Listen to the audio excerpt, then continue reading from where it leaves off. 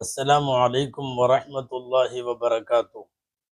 نحمد الله العظيم، نصلي ونسلم على الرسول الكريم، أما بعد. فقد قال الله عز وجل في كلامه القديم والفرقان الحميد: أعوذ بالله من الشيطان الرجيم، بسم الله الرحمن الرحيم. وأوفوا بعهد الله إذا عاهدتم ولا تنقضوا الأيمان بعد توكيدها وقد جعلتم الله عليكم كفيلا إن الله يعلم ما تفعلون. صدق الله العظيم. அளவற்ற அருளாளனும் நிகரற்ற அன்புடையவனுமாகிய எல்லாம் வல்ல அல்லாஹுவின் பெயரால் துவங்குகிறேன். அருமை நாயகம் முஹம்மதுர் ரசூலுல்லாஹ் ஸல்லல்லாஹு அலைஹி வஸல்லம் அவர்களின் மீதும் நற்பாக்கியங்கள் நிறைந்த அவர்களுடைய உம்மத்தின் மீதும் குறிப்பாக இக்காணொளியில் இணைந்திருக்கிற நம் அனைவர் மீதும் எல்லாம் வல்ல அல்லாஹுவின் நல்லருள் என்றென்றும் நிறைவாக உண்டாவதாக. ஆமீன். அல்லாஹுவின் பேரருளால் திருக்குர்ஆன் தப்சீர் திருமறை விரிவுரையில் சூரா அன்-நஹல் அத்தியாயத்தினுடைய 90 வசனங்களை இதற்கு முன் பார்த்து முடித்திருக்கிறோம். கடைசியாக விவரிக்கப்பட்ட தப்சீர் வசனம் அறம் கூறும் அற்புத வசனம் என்கிற தலைப்பில் சூரா அன்-நஹலினுடைய 90வது வசனமும் எல்லா வெள்ளி மேடைகளில் ஜும்மா குத்துபாக்களில் கடைசியாய் ஓதப்பட்டு வருகிற இன்னல்லாஹ யஅ்முரு பில் அத்லி வல் இஹ்சான் வ ஈதாஇ தில் குர்பா என்ற வசனத்தின் பொருள் பார்த்தோம்.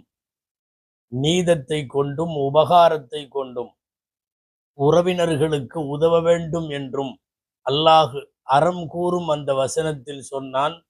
மானக்கேடானவைகளை, அருவருப்பானவைகளை, பிறர் மீதான அக்கிரமங்களை இறைவன் தடுக்கிறான் என்கிற அந்த வசனத்தினுடைய பொருளுக்கு அப்பால் இப்போது நாம் 91 95 வசனங்கள் வரை அந்நஹல் அத்தியாயத்தில் பார்க்கிறோம்.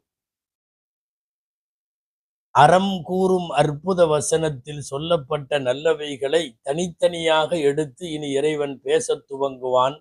அதில் உடன்படிக்கையோ ஒப்பந்தமோ செய்தால் அதை முறிக்கக்கூடாது என்பது குறித்த நல்லுபதேசத்தோடு தொடங்குகிறது இந்த சூரா அந்நஹலினுடைய அத்தியாயங்கள். முதலில் இந்த 91 முதல் 95 வரையிலான வசனங்களின் பொருள் பார்ப்போம், பிறகு விரிவுரை பார்ப்போம்.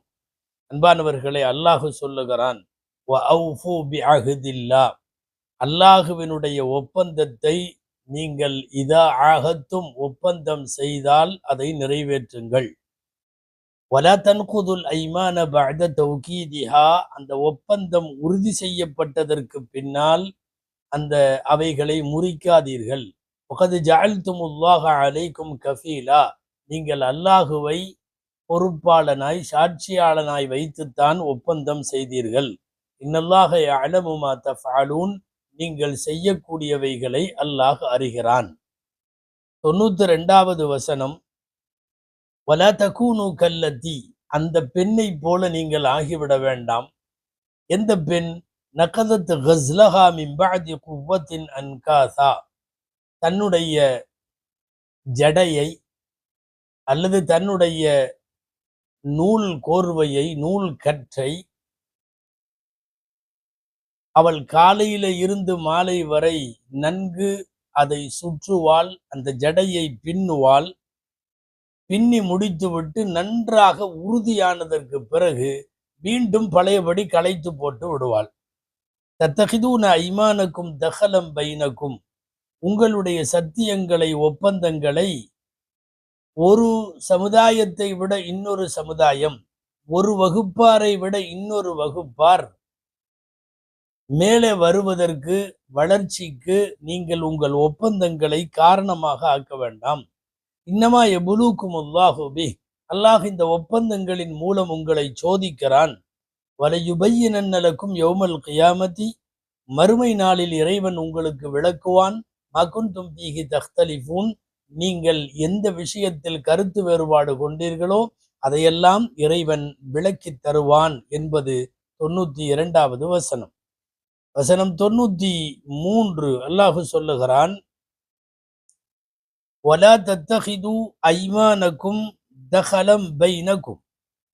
அதற்கு முன்னால் வலவ் ஷா அல்லாஹு லஜஅலக்கும் உம்மத்தம் வாஹிதா. அல்லாஹ் நாடி இருந்தால் உங்களை ஒரே சமுதாயமாக ஆக்கியிருப்பான்.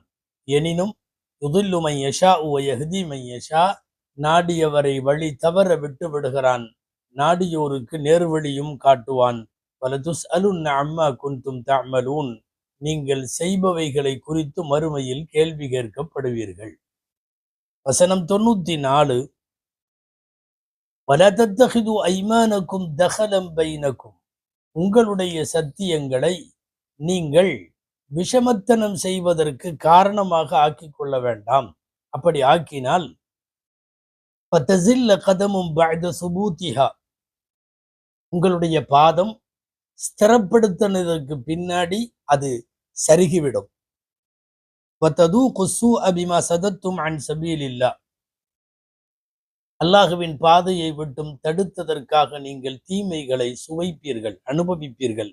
வலக்கும் அதாபுன் அதீம், பயங்கரமான வேதனை உங்களுக்கு உண்டு. கடைசி வசனம், வலா தஷ்தரு பிஅஹதில்லாஹி தமனன் கலீலா, குறைவான தொகைக்கு அல்லாஹுவிடம் செய்த ஒப்பந்தத்தை விற்று விடாதீர்கள். இன்னமா இந்தல்லாஹி ஹுவ கைருல் லக்கும், அல்லாட்ட உங்களுக்கு என்ன கிடைக்குமோ அதுதான் உங்களுக்கு சிறந்தது. இன் குன்தும் தஅலமூன், நீங்கள் அறிபவர்களாக இருந்தால். இந்த வசனங்களினுடைய விரிவுரைகளை தப்சீர்களில் சொல்லப்பட்டிருக்கிறபடி நாம் தெரிந்து கொள்ள வேண்டிய சில முக்கியமான செய்திகளை மாத்திரம் நாம் இப்போது பார்க்கலாம். அன்பானவர்களே, யார்கிட்ட எங்க ஒப்பந்தம் செய்தாலும் உடன்படிக்கை செய்தாலும் ஒரு முஸ்லிமுக்கு அழகு, அவன் ஒப்பந்தத்தை மீற மாட்டான், ஒப்பந்தத்தை முறிக்க மாட்டான், ஒப்பந்தத்திற்கு எதிராக நடக்க மாட்டான். சொல்ல போனால் அவ்வாறு செய்வது நயவஞ்சகர்கள் என்கிற முனாஃபிக்குகளின் அடையாளம் என்று சொல்லுகிறது குர்ஆனும் நபி மொழிகளும். சரி, இந்த அல்லாஹ் இங்க ஒப்பந்தத்தை, அதுவும் அல்லாட்ட செஞ்சு கொடுத்த ஒப்பந்தத்தை முறிக்காதீங்க அப்படின்னு முதல்ல சொல்றான். அல்லாட்ட செய்து கொடுத்த ஒப்பந்தத்தை நீங்க நிறைவேற்றுங்க. வஅஃபூ பிஅஹதில்லாஹி இதா ஆஹத்தும், அதென்ன அல்லாட்ட ஒப்பந்தம் செஞ்சு கொடுத்தா என்பதில் 2-3 செய்திகள். ஒன்னாவது, அல்லாஹுவிடம் ஒப்பந்தம் என்பதற்கு பொருள், சஹாபாக்கள் நபி ஸல்லல்லாஹு அலைஹி வஸல்லமுடைய கையை பிடித்து ஒப்பந்தம் செய்தார்கள்.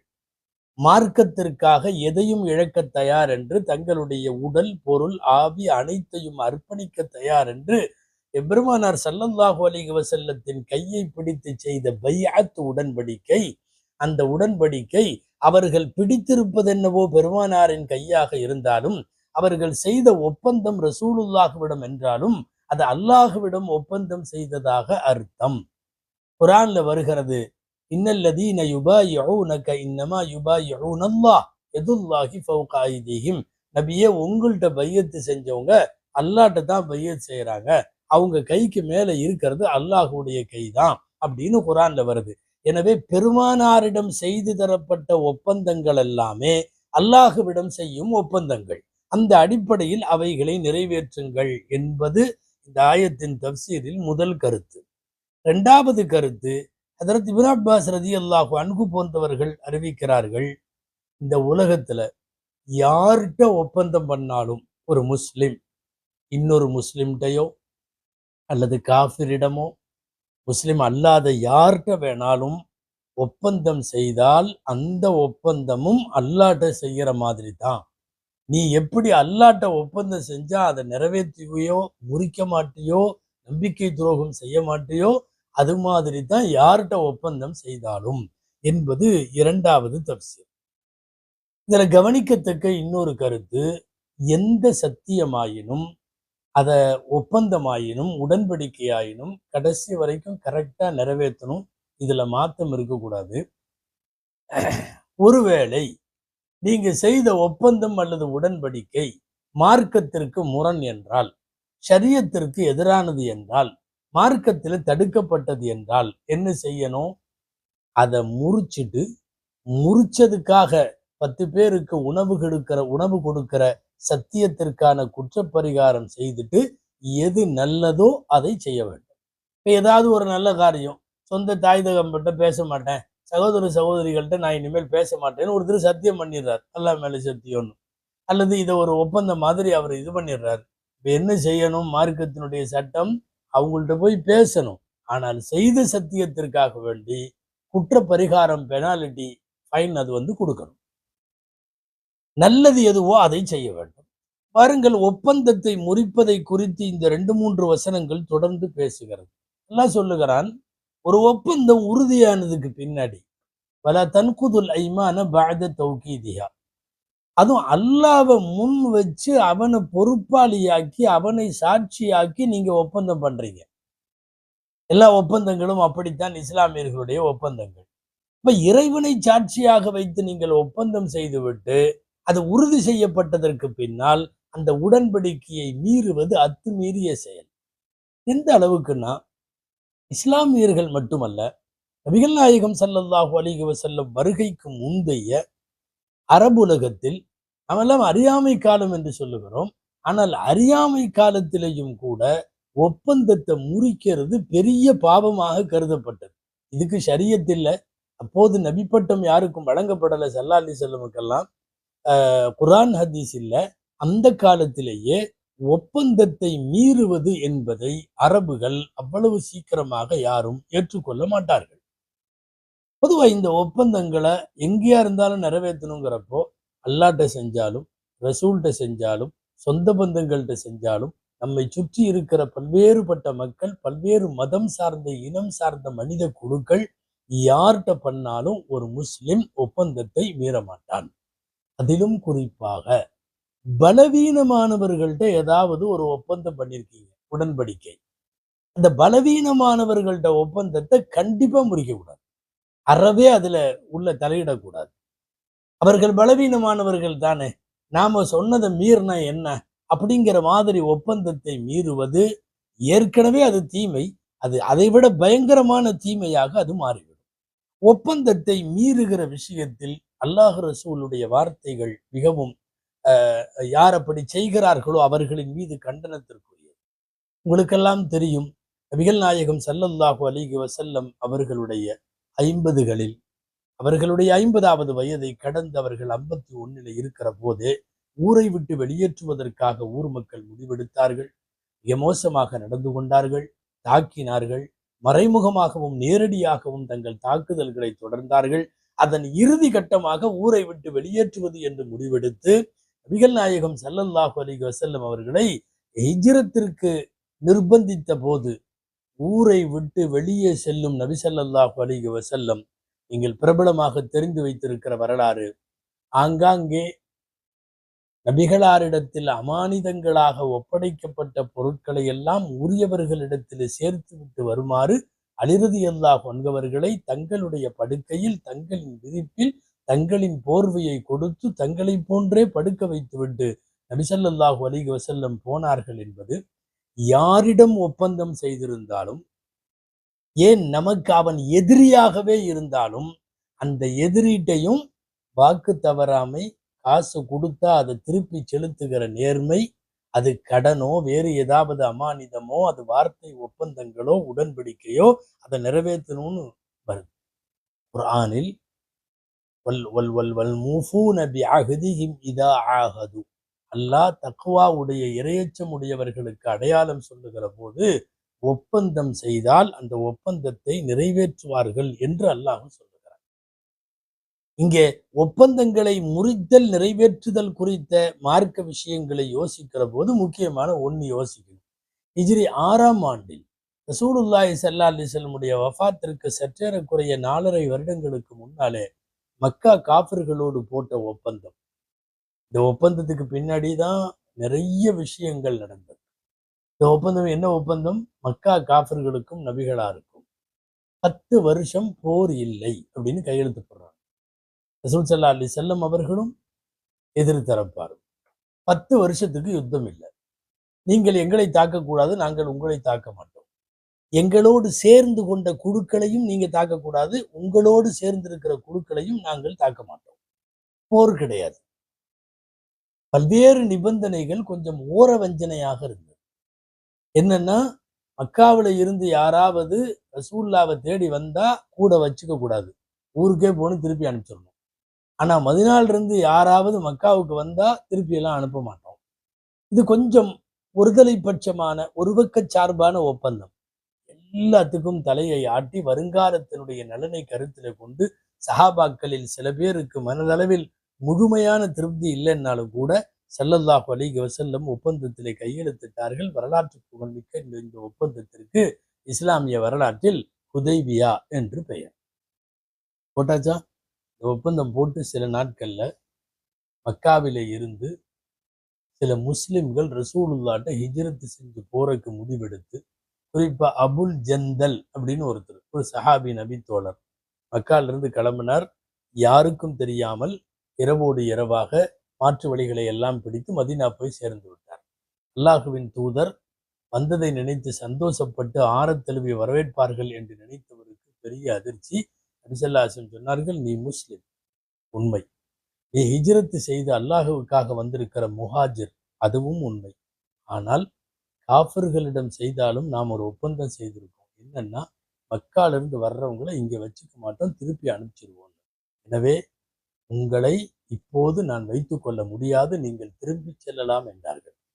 பலத்த ஏமாற்றம், இருக்கிற முஸ்லிம்களுக்கும் மன வருத்தம் இருந்தாலும் ஒரு இடத்தில் செய்து கொடுத்த ஒப்பந்தம் அல்லது நிறைவேற்றப்பட்ட உடன்படிக்கை, அல்லாஹுவை பெயரை சொல்லி ஒரு ஒப்பந்தம் நடைபெற்றிருக்கிற போது அதை மீறுவது அப்பட்டமாக, அது இஸ்லாமிய பார்வையிலும் சரி, மனிதாபிமான அடிப்படையிலும் சரி, அது வரம்பு மீறிய செயல் என்பதால் நாயகம் ஸல்லல்லாஹு அலைஹி வஸல்லம் திருப்பி அனுப்பினார்கள். உனக்கு சந்தேகம் வரலாம், ரசூலுல்லாஹ் இந்த அளவுக்கு நடந்துக்கிட்டாங்கல்ல ஒப்பந்தத்தை நிறைவேற்றுறதுக்கு, பின்ன எப்படி அந்த ஒப்பந்தம் முறிஞ்சிச்சு? காஃபிர்கள் தான் முறித்தார்கள். ஒப்பந்தம் போட்ட அவர்களே அந்த ஒப்பந்தத்தை மீறிவிட்டார்கள். உடன்படிக்கை முறிஞ்சதுக்கு அப்புறம் ரசூல் ஸல்லல்லாஹு அலைஹி வஸல்லம் நேரடியாக அவர்களுடைய மோதல் போங்கை அதற்கு பிறகு மேற்கொண்டார்கள். நபி ஸல்லல்லாஹு அலைஹி வஸல்லம் உடைய நுபுவத்துக்கு பிந்தைய இஸ்லாமிய வரலாற்றில் வரலாற்றாசிரியர்கள் எழுதுகிறார்கள், அவ்வலு மன் நகதல் அஹ்தல் ஹுதைபிய்யதி குஃபாரு மக்கா.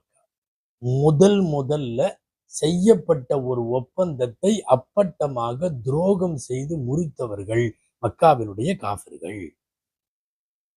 அன்பானவர்களே, குர்ஆனின் ஏராளமான இடங்களில் ஒரு முஸ்லிம் தான் செய்த ஒப்பந்தத்தை, தான் செய்த உடன்படிக்கையை, தான் எழுதி கொடுத்த பத்திரத்தை, தான் ஒப்படைத்த டாக்குமெண்டை வாக்காக எழுத்தாக சாட்சிகளுக்கெல்லாம் வைத்து நடைபெற்ற ஒன்றை ஒருபோதும் ஒரு முஸ்லிம் மீறவே மாட்டார். அதுலயும் எந்த அளவுக்கு வருது? நாம ஒருத்தட்ட ஒப்பந்தம் பண்ணியிருக்கோம், ஒரு கூட்டம், அவங்க ஒரு 10-50 பேர், நாம ஒரு 10-50 பேர், 2 பேர்த்துக்கு இடையில ஏதோ ஒரு ஒப்பந்தம், 2 ஊர்களுக்கு இடையில், 2 கிராமங்களுக்கு இடையில், 2 சமுதாயங்களுக்கு இடையில், 2 குழுக்களுக்கு இடையில், 2 அமைப்புகளுக்கு இடையில், யார்கிட்ட பண்ணாலும் அவன் ஏதோ மோசடி பண்ண போறான்னு பயமா இருந்துச்சுன்னா நாம என்ன செய்யணும் தெரியுமா? முதல்லயே சொல்லிடணும், உன் மேல எனக்கு நம்பிக்கை இல்லை, நான் செய்த ஒப்பந்தத்தை முறிச்சுக்கலான்னு சொல்லிட்டு தான் முறிக்கணும். இல்ல, அவன் கொஞ்சம் மறைமுகமா ரகசிய வேலையெல்லாம் பண்ணிட்டு இருந்தான், அதனால நாங்களும் அப்படி பண்றோம், அனுமதி இல்லை. இம்மா தகாஃபன்ன மின் கௌமின் ஹியானத்தன் ஃபன்பிது இலைஹிம் அலா ஸவா இன்னல்லாஹ லா யுஹிப்புல் காயினின். குர்ஆன்ல வருது, அவர்களிடமிருந்து மோசடியை நீங்கள் பயந்தால் இந்த ஒப்பந்தத்தை ரத்து செய்யற விஷயத்தை தெரியப்படுத்திட்டு அவர்களுக்கு ரத்து செய்ய வேண்டும். இங்கே குர்ஆனில் இந்த இடத்தில் மட்டுமல்ல, வழிநெடுகிலும் ஒப்பந்தத்தை முறிப்பதை பற்றி கடுமையான வார்த்தைகள் வருகிறது. பாருங்கள், அடுத்தடுத்த வசனத்தில் அல்லாஹ் சொல்லுகிறான், மக்காவில் ஒரு பொம்பளை இருந்தது, ஒரு பெண், ரீதா அப்படின்னு சொல்றாங்க, ராயிதா அப்படின்னு சொல்றாங்க. வித்தியாசமான குணம் கொண்ட பெண். பெண்கள் எல்லாம் சேர்ந்து அந்த பொண்ணுக்கு ஜடை போடுவாங்களாம். நல்ல தலை சீவி ரொம்ப நேரம் இது பண்ணுவாங்கல்ல, அலங்காரம் எல்லாம் பண்ணி தலைவிரி கோலமாக இருக்கிற முடியை எல்லாம் நேர்த்தி செய்து அதை வடிவமைத்து அதை நேராக்கி சிக்கெடுத்து அப்புறம் கடைசியா ஜடையா அழகா பின்னி பூரா முழுமைக்க சாயந்தரம் ஆயிருமா. பூரா ஆனதுக்கு அப்புறம் திரும்ப பழையபடி களைச்சு போட்டு தலைமுடி தலைவிரி கோலமா உட்காந்துக்குவாளாம். அப்ப காலையிலிருந்து செய்த செயல், ஒரு விஷயம் உறுதிப்படுத்தப்பட்டதற்கு பிறகு அதை களைத்து போடுகிற ஒப்பந்தத்தை முறிக்கிறதுக்கு அல்லாஹ் சொல்ற அழகிய உதாரணம் இதில் ஜடை பின்னுதல் என்றும் வருகிறது. சில அறிவிப்புகள்ல நூல் ராட்டை மாதிரி நூல் நூத்து அதை நல்ல கயிறா இது பண்ணி பக்காவா ஒரு கயிறு ரோலா அது ஆனதுக்கு அப்புறம் பூராத்தையும் பிரிச்சு திரும்ப நூலா பஞ்சு பஞ்சா பிரிச்சு போடுறது. இந்த மாதிரி செய்யக்கூடிய முட்டாள்தனமான ஒரு பெண்ணை போல நீங்கள் ஆக வேண்டாம். அதுவும் ஒரு உறுதியான ஜடை பின்னலை, ஒரு உறுதியான நூல் கற்றையை அதை உறுதி செய்ததற்கு பிறகு நீங்கள் எப்படி அதை முறிச்சு போடலாம் என்று அல்லாஹ் சொல்லுகிறார். இதை என்ன செய்யறீங்க? சில நேரங்கள்ல ஒப்பந்தத்தை முறிக்கிறவங்களை பத்தி இது இந்த பெண்ணை பத்தின்னு இல்லை, யாரோ ஒரு மக்காவில் அப்படி ஒரு பெண் இருந்துச்சு, ரீதான் பேரு அப்படின்னு எல்லாம் சொன்னாலும் இது ஒப்பந்தத்தை உறுதியானதற்கு பிறகு அதை முறிக்கிற அத்தனை பேருக்கும் இது பொருந்தும். இது ஏதோ ஒரு பெண்ணினுடைய வரலாறு மட்டுமல்ல, எல்லாத்துக்கும். குறிப்பாக எந்த ஒப்பந்தமாயினும் எந்த உடன்படிக்கை ஆயினும் பக்காவானதுக்கு பின்னாடி அதை உடைச்சிடக்கூடாது. மிகவும் குறிப்பாக இங்கே பொருந்தி வருகிற ஒரு சட்டம் என்ன தெரியுமா?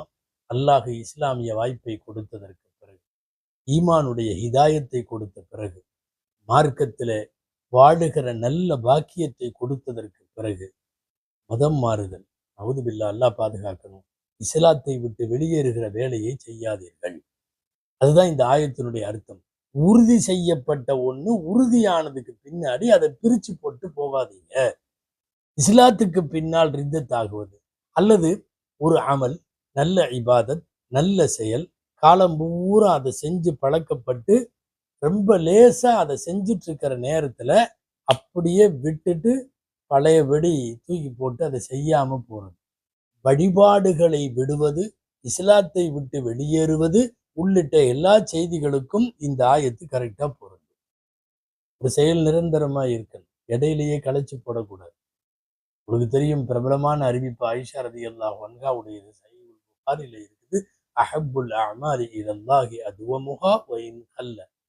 கம்மியா இருந்தாலும் பரவாயில்ல, ஒரு அமல் தொடர்ந்து செய்யப்படுமானால் அதுதான் அல்லாஹுவுக்கு பிரியமானது. சில பேர் தடா புடான 3 நாள்ல 1 வாரத்துல பயங்கரமா ரப்பும் பகலும் தொழுக திக்ரு தஸ்பீஹ் குர்ஆன் இருந்துட்டு தூக்கி எல்லாத்தையும் போட்டு போயிடுவாங்க. அவ்வளவுதான். உறுதியான ஒன்றை பிரித்து போடுதல், இது சடைவில சீக்கிரமா கொண்டு போய் விட்டுரும் ஓவரா போகும்போது. புகாரிலே அந்த ஹதீஸும் வருது, அல்லாஹ் சடைய மாட்டான், நீங்கள் சடைந்து விடுவீர்கள். அதனால ஒரு மீடியமா நடுநிலையா முடிஞ்ச அளவுக்கு எல்லா காலத்திலும் செல்ல வேண்டும். நீங்கள் இறைவனோடு ஒப்பந்தம் செய்தாலும் அல்லது படைப்புகளோடு ஒப்பந்தம் செய்தாலும் அந்த ஒப்பந்தத்தை பீஸ் பீஸா பிரிச்சு போற்றக்கூடாது என்பதை வலியுறுத்தக்கூடிய வசனம். இதுல இன்னொரு அட்வைஸ், உபதேசத்தை அல்லாஹ் சொல்லுகிறார். என்ன உபதேசம்? நீங்கள்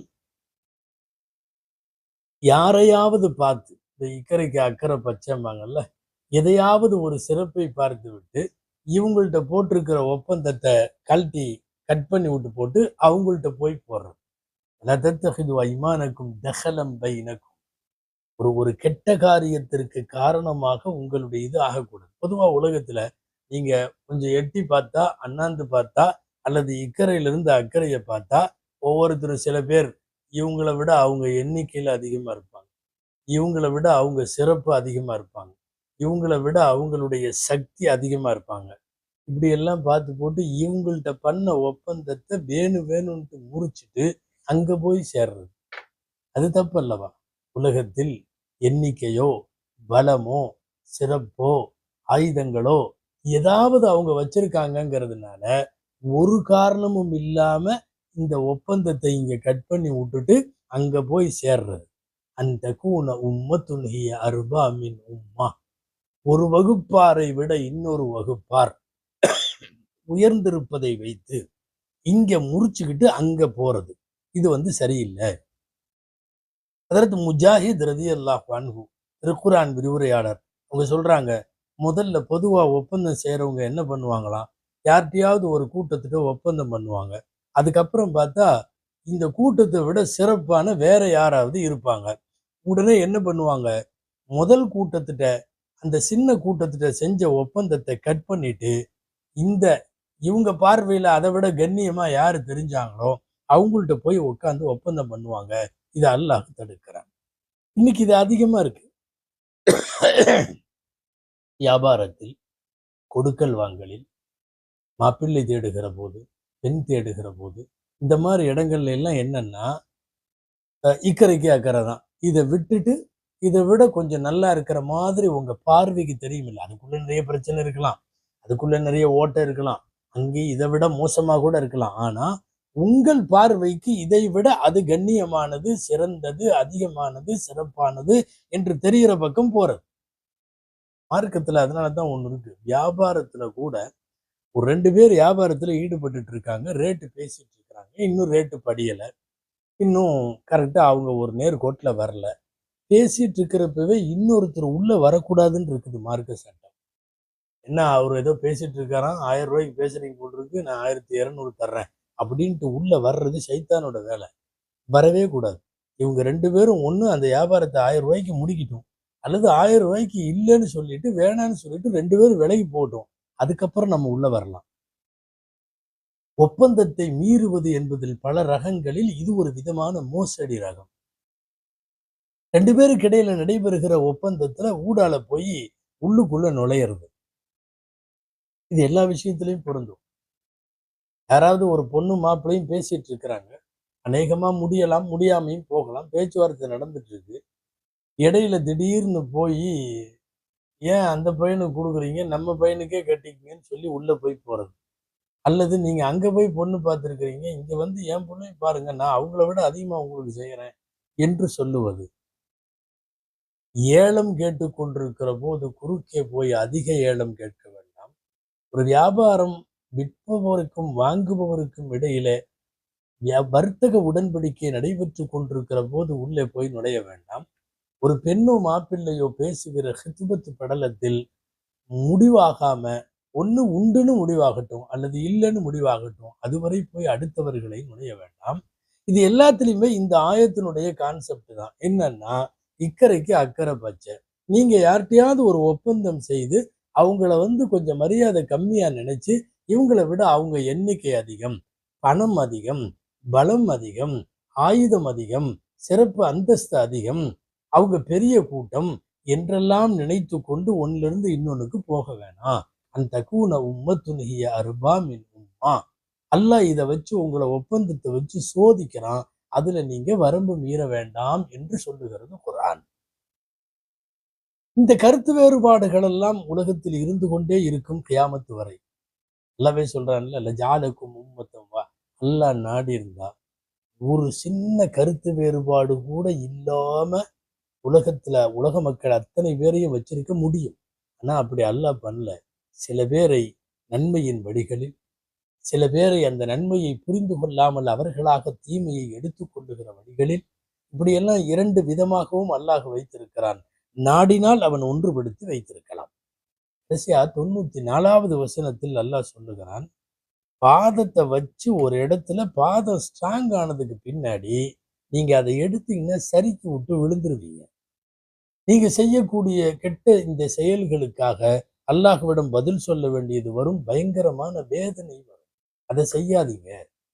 அதனால் ஒருபோதும் சிறியவர்கள்ட்ட செய்தாலும் ஒப்பந்தம், அது பெரியவர்கள்ட்ட செய்தாலும், பணம் உள்ளவர்களோ இல்லாதவர்களோ யார்கிட்டையும் சொன்ன சொல்ல மீறக்கூடாது, கொடுத்த வாக்க மீறக்கூடாது, எழுதிய ஒப்பந்தத்தை மீறக்கூடாது, போட்ட உடன்படிக்கையை மீறக்கூடாது.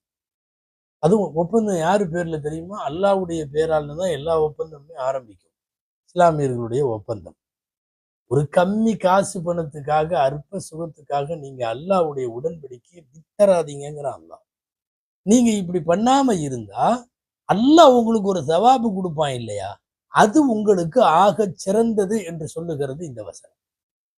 எத்தனையோ பேர் அப்படியெல்லாம் தன்னுடைய உடன்படிக்கையை, கொடுத்த வாக்கை, கொடுத்த ஒப்பந்தத்தை நிறைவேற்றுவதற்காக முற்படுகிறவர்களுக்கு அல்லாஹ் துணை நிற்பான்.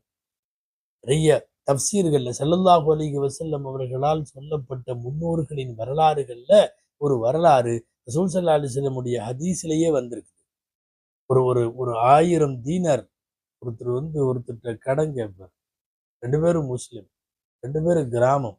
அது கடற்கரை ஓரத்துல உள்ள கிராமம். நீங்க கேள்விப்பட்டிருப்பீங்க. 1000 தீனார் கடன் கேட்டாரு, காசு இல்லைன்னு.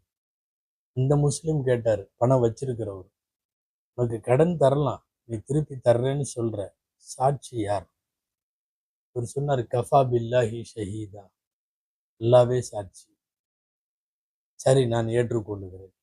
ஒரு கஃபீல் வேணுமல்ல, ஒரு வக்கீல் வேணுமல்ல, உனக்கு கொடுக்கலான்னு சொல்லி பொறுப்பேற்றுக் கொள்ளுகிற நபர், அது யாராவது உண்டா? மனில் வக்கீல் உலக்.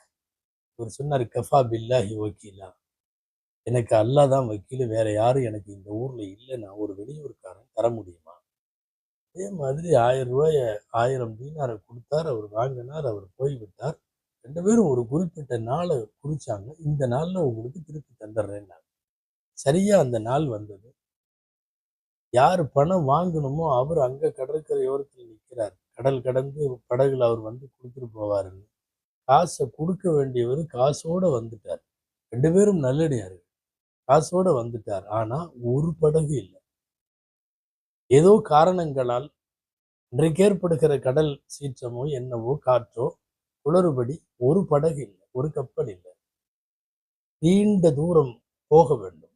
இது என்னமோ இங்கிருந்து அங்க பார்த்தா தெரிகிற தூரம் அல்ல அது.